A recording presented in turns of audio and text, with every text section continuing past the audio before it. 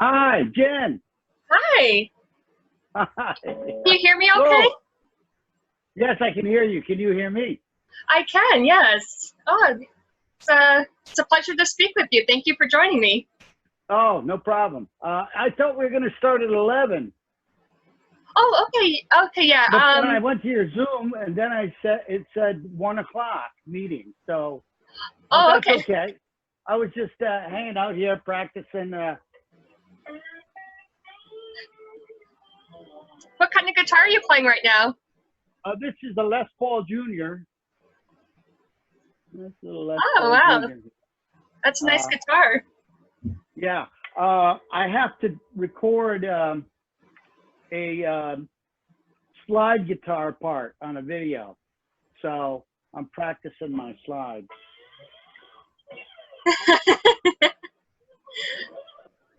Looks like you're going to do well. Well, sometimes you got to practice.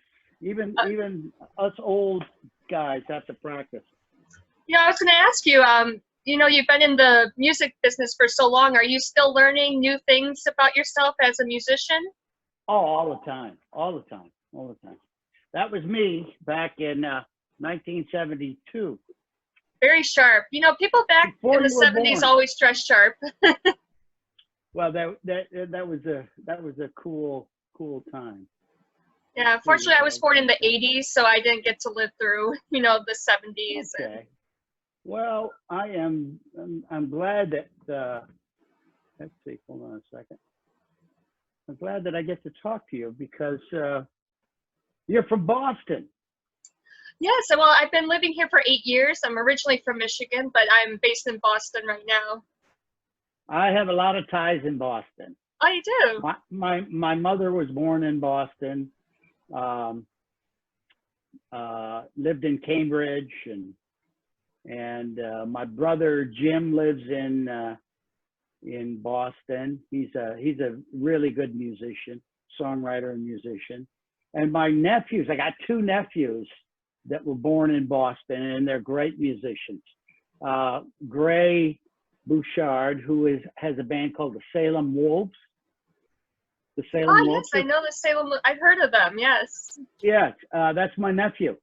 He's great. He's That's fantastic. awesome. Yeah. And then my younger nephew, Mo Rice, as he's called in the hip hop world, Mo Rice.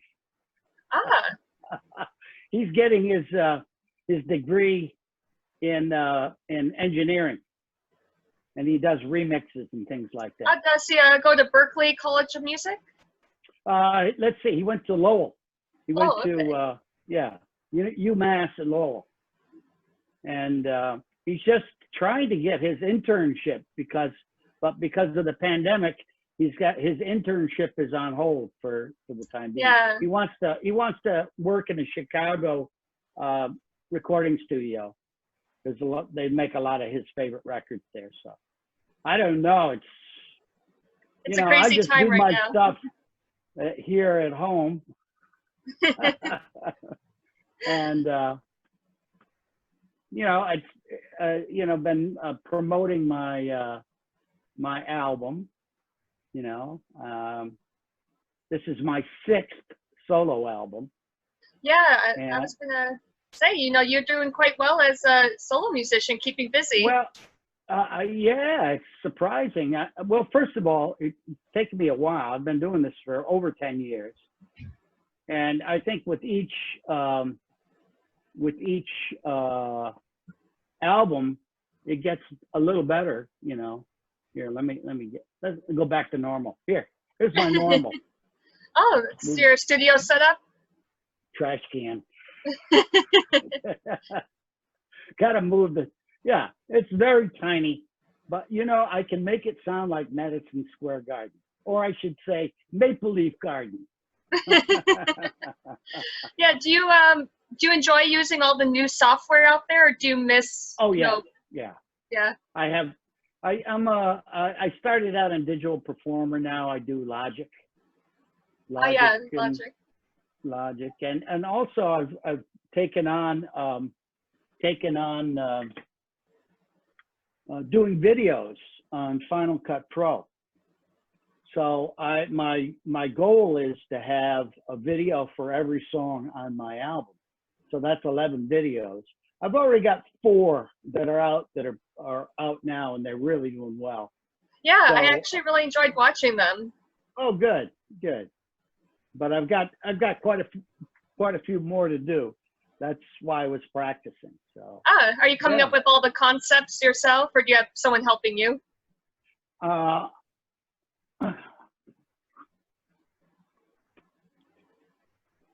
These are my storyboards. I used to teach video in a private school. I worked in a private school as a teacher for a while. But even going way back, my dad, when I was growing up, worked in a TV station. And that was in the earliest days of TV. I'm talking about black and white only TV. So when I was a little kid, I would go to my dad's work, which was at the TV station, see all the stuff behind the scenes, how it all worked, That must have been fun. Yeah. We got to play on the cartoon show. Oh. My little band, I think I was like 10 or 11 years old, and we got to play on the cartoon show between the cartoons, strumming our guitars. It was a lot of fun. And then, things worked out. I ended up in a famous band. We had hit records, gold, platinum, 9 gold records, 2 platinum albums, and a lot of fantastic experiences along the way. Yeah, nothing to complain about. No, it's good. It has its low points. You're not on top forever. We had about 6 years between 76 and 82 where we were just the biggest in the world. But of course, it doesn't last forever. And maybe I would say, like, during the 1990s was not the greatest time for Blue Öyster Cult. But 2000, the last 20 years have been fantastic, at least as far as people appreciating our music, and no, I think a lot of people are nostalgic right now for classic rock, and I mean even vinyl. Vinyl is coming back. Oh yeah. Very popular with people in the 20s and 30s. Yeah. Well, it makes the music an event. It's not like a solo thing where you're just listening on your earbuds by yourself. You get the vinyl and you get all your friends over. At least you used to be able to get all your friends over and have an event over that new vinyl, which is a different listening experience, than CDs. It even or sounds MP3. better. Yeah. I have 2 vinyls. Those are my 2 vinyls there. And if this album sells as well as I think it will, I will do a vinyl for this album too. So yeah, it makes a good collections item too. Yeah. It's all good. Yeah, now I wanted to talk a little bit. I know you said you wanted to play more guitar, and it seems like you had a lot of fun on racing through the desert. That's the video I'm working on now. Hold on. Oh, really? Hello. Yes. And it's complicated because I also play trumpet. So there's 4 trumpet parts. And my manager said, you should play more bass. So I'm playing bass. And, it's like one of those videos where I show up in 6 different places. The same guy in 6 different places. Will you be wearing different outfits? Did Outkast do that once? The Outkast do that once? Hey yeah, where he's playing all the parts. I think so, yeah. yeah, that was a good one. So anyway, I don't know if these are basically my own productions. So, it's not like I've got a big Hollywood budget, but I'm doing a lot of video. I bought a camera.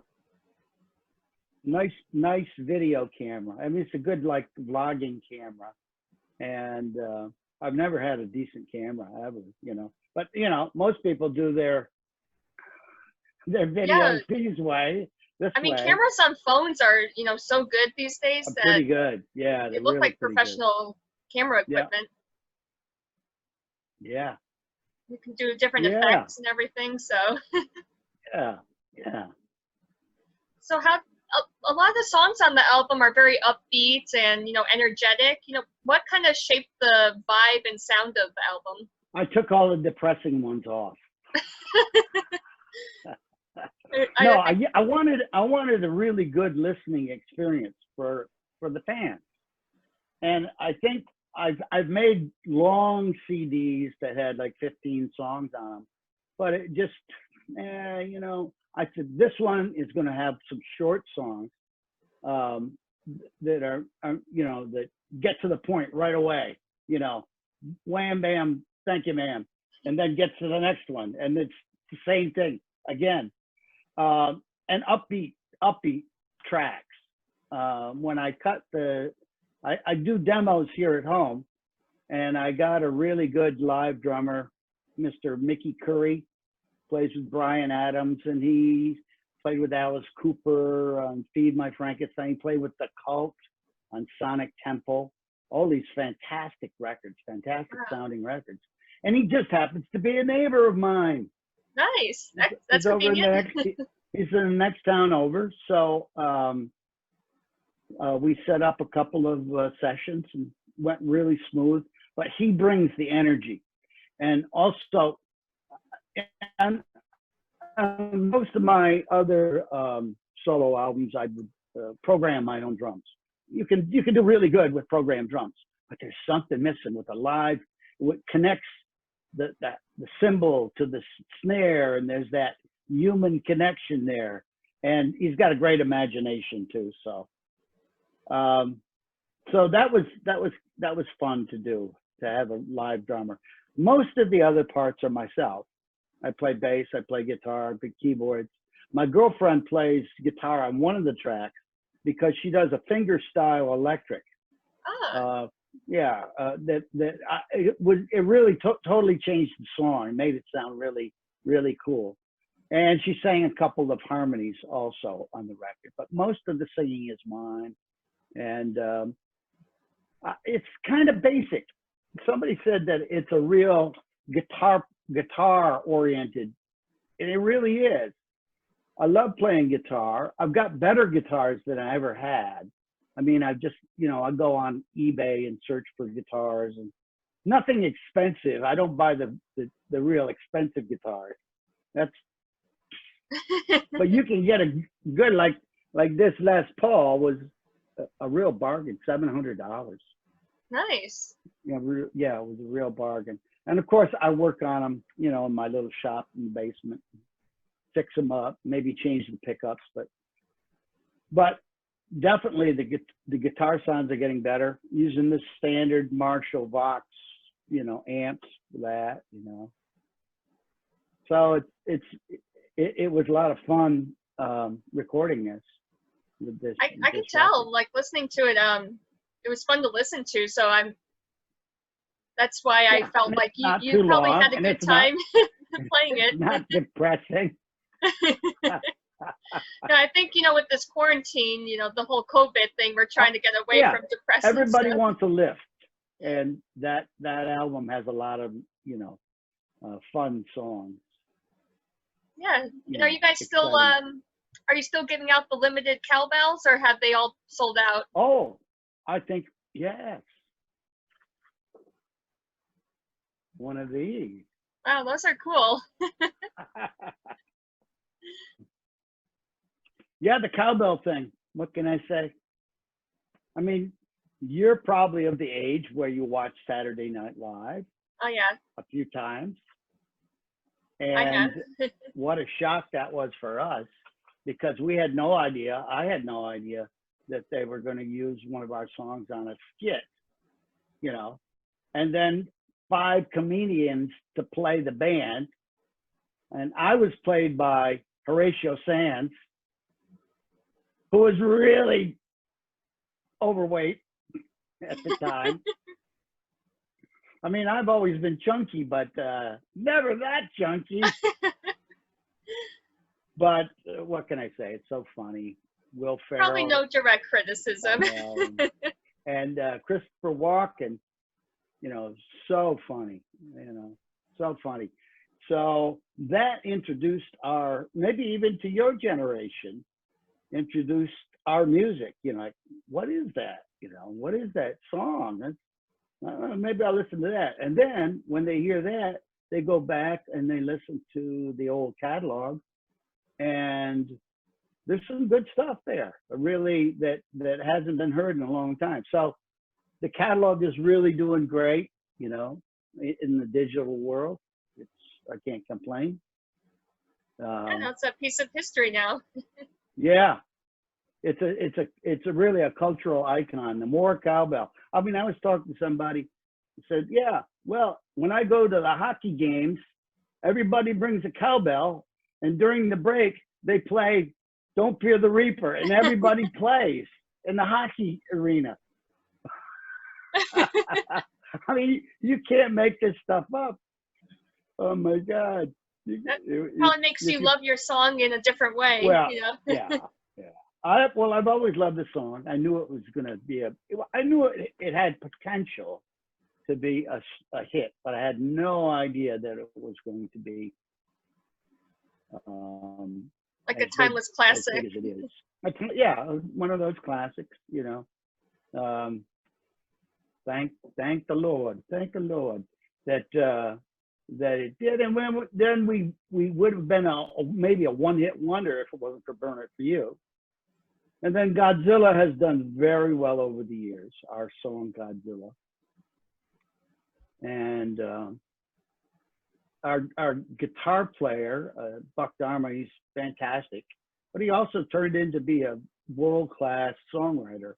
And, you know, the whole thing, I've talked about this many times, it's like we were lucky back in the early days because we had a whole team of people that wrote music and wrote lyrics, and they all seemed to come together at the right time. Timing is important too. And but our manager Sandy Perlman was a really great lyricist, and his best friend Richard. And then we got Patti Smith involved, and she wrote songs for us.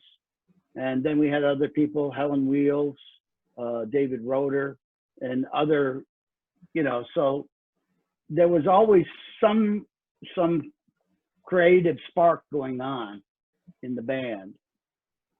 I wrote a few songs in high school, but the nice thing is that our contract with Columbia Records, we had to come up with all new stuff every year. Every year it was coming up with new stuff.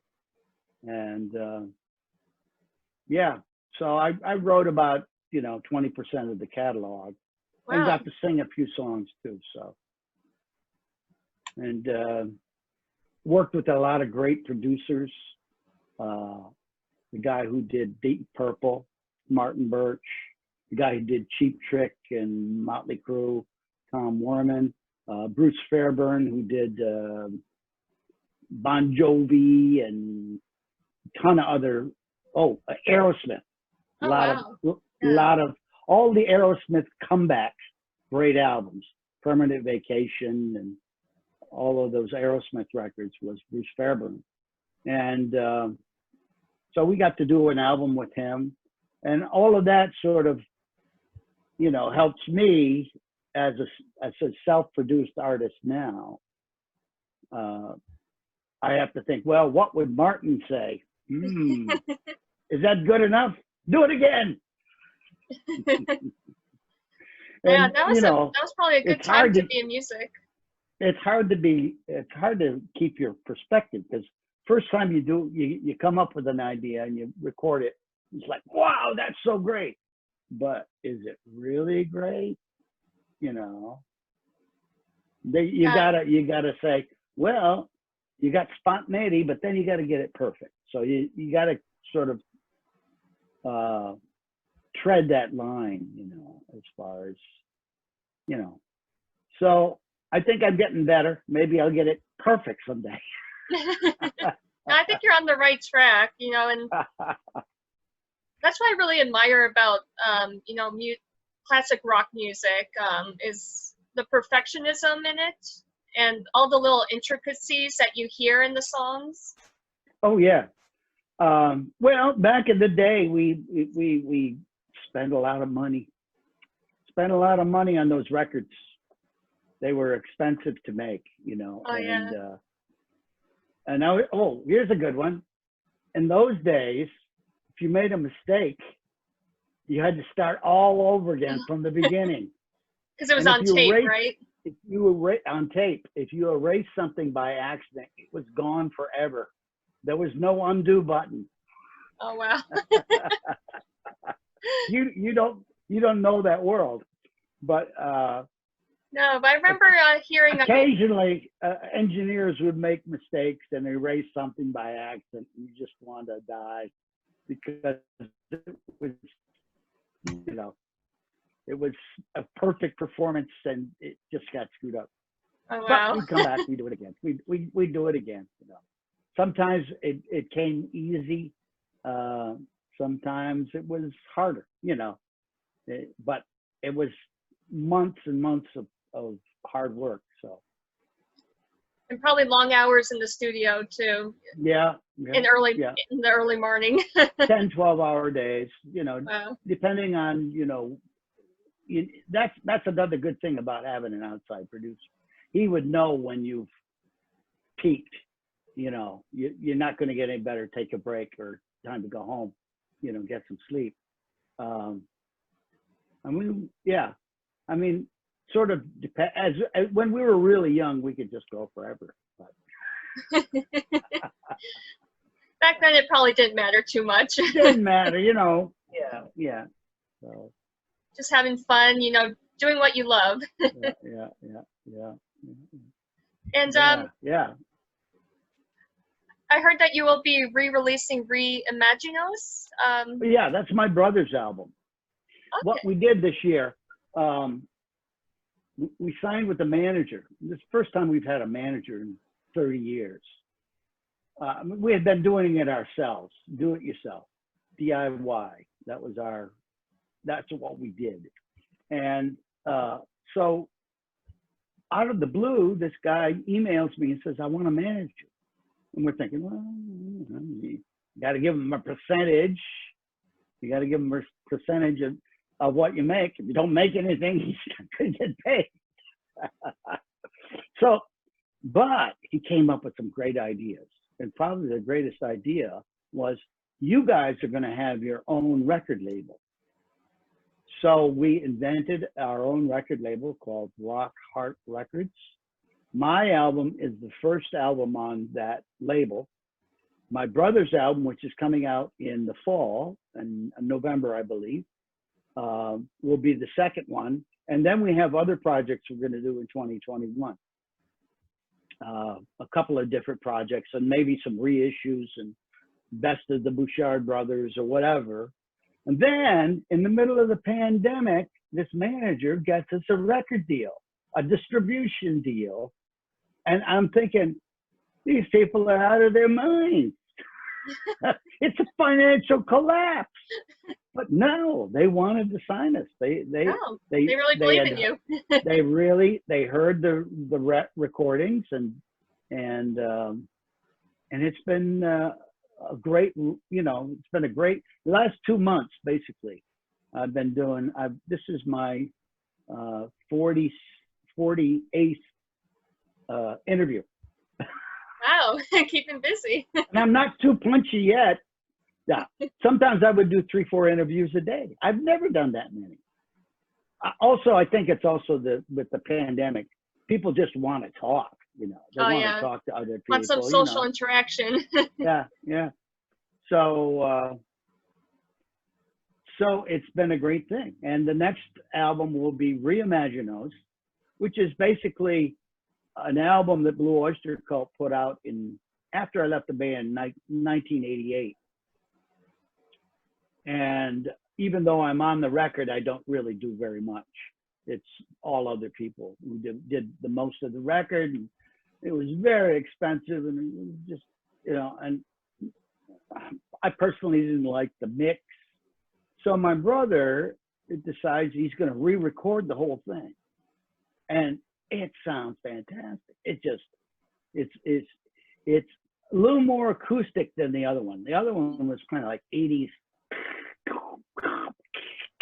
but now it's like, yeah, and it's like beautiful. It's beautiful.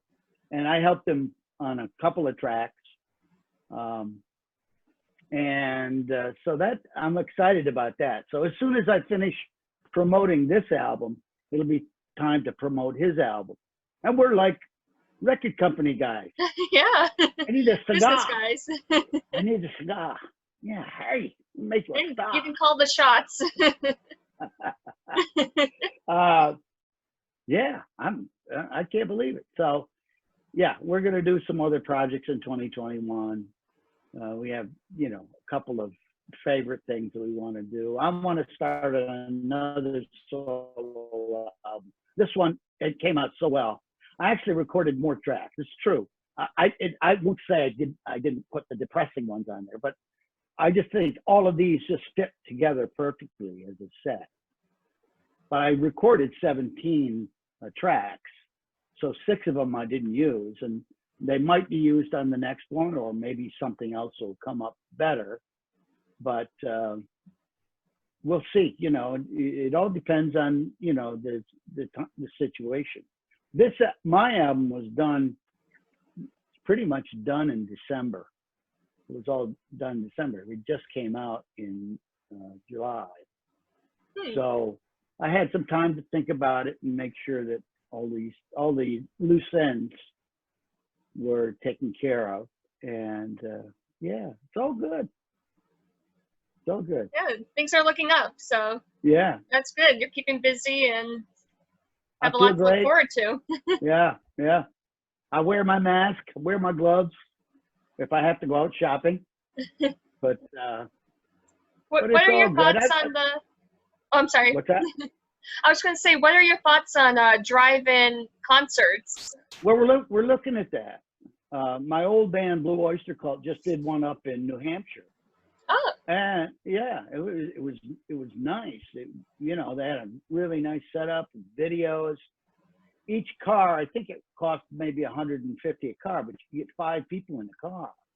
And then you all had your own space all marked out. You could bring some lawn chairs. The weather was good. You're sort of at the mercy of the weather. So our manager is looking into that situation for us. I think that when concerts come back, people are so cooped up that they're going to go crazy buying tickets. And oh yeah. People just want to get out and see a live show. So yeah, we're working on that right now.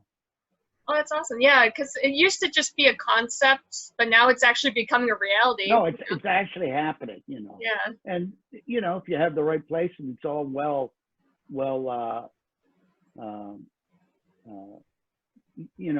managed, it can be safe and you still, but you know what I miss? I miss the crowd, the big crowds when they're all packed in. Oh, yeah. And they're all singing along. When they sing along to the words. We got to play in Sweden last summer. It was fantastic. We played, my band Blue Coop played at the Sweden Rock Festival.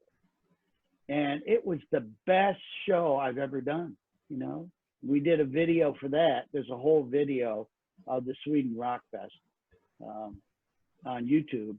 And it was a great show, great set. We had Ryan Roxy from Alice Cooper, who plays guitar with Alice Cooper. He sat in with us for half the set. And the stage crew and the lighting crew, fantastic. We were supposed to go back to Sweden this summer for a cruise. Oh, that would have been fun. It would have been a lot of fun because we were the headliners. This festival was a 4-day festival with Kiss and Def Leppard and ZZ Top and oh, wow. Richie Blackmore's Rainbow. It was a huge thing. I don't know how many people they had, 75, 80,000 people. Yeah, I can imagine with the lineup like that. We were the last band on the last night. And I'm thinking, people are going to be pretty burned out, but they weren't. They were ripping. They were just Oh, yeah. having a great European time. crowds have energy. They're Yeah. some of the best crowds, I would say. We're definitely going to be doing more of that in the future too. Our manager has some good connections over in Europe, and you know, we're doing it all. So yeah. Nice. Yeah, Fun fingers stuff. crossed, you know, concerts will be back sooner than later. Yeah, yeah. I mean, it may be a while, but like I said, I think when it happens, people are just going to be just dying to go to a concert. Absolutely. Well, I appreciate your time. Is there anything else that you want to mention? I think we covered it all. You can come to my website, which is joebouchard.com. That's Joe, JoeBouchard.com. Figure out how to, you can see the videos, you can get the t-shirts, the, what else do they have? Posters, t-shirts, guitar picks. All sorts of goodies. Lots of goodies. But anyway, it's great talking to you. Yeah, you too. And I'll take care of you with this little. Oh, thank you. I would appreciate it. Well, thanks so much, Joe. Okay. Good luck Take care. to your stuff here, and keep rocking. Absolutely. Don't forget to rock. Bye.